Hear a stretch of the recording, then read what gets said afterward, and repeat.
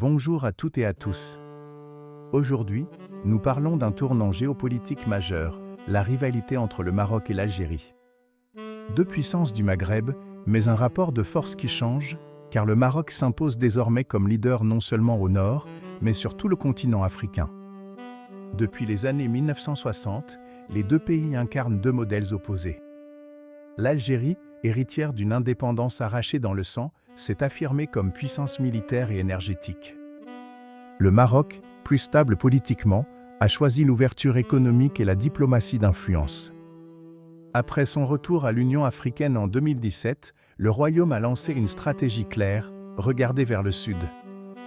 Banques, infrastructures, agriculture, énergie renouvelable, le Maroc investit massivement en Afrique subsaharienne. C'est cette vision qui lui permet aujourd'hui de redéfinir le leadership africain. Trois leviers expliquent cette montée en puissance. Touche 1, stabilité politique, un État structuré autour d'une monarchie stable, avec une stratégie cohérente portée par le roi Mohamed VI. Touche 2, diplomatie économique, des partenariats solides avec plus de 40 pays africains, du Sénégal au Nigeria.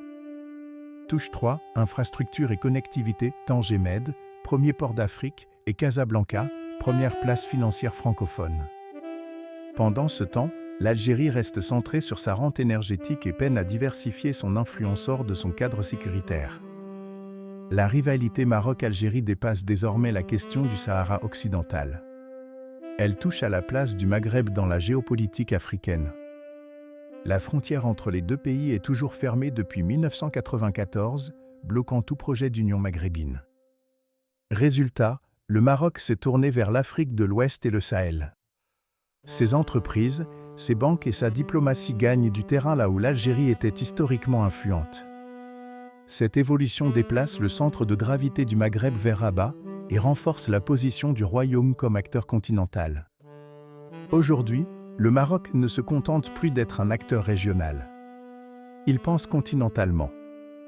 Le projet de gazoduc Nigeria-Maroc, long de 5000 km, symbolise cette ambition, relier l'Afrique de l'Ouest à l'Europe via le Royaume. De plus, Rabat mène une diplomatie pragmatique, coopération sud-sud, partenariat avec les États du Sahel et influence grandissante au sein de l'Union africaine. Son modèle attire stabilité, ouverture et ancrage africain. Le Maroc est désormais perçu comme le moteur économique et diplomatique du continent. L'Algérie conserve un poids stratégique majeur, son armée, son gaz et son rôle au Sahel en font un acteur clé. Mais sans ouverture économique ni rapprochement régional, elle risque de voir son influence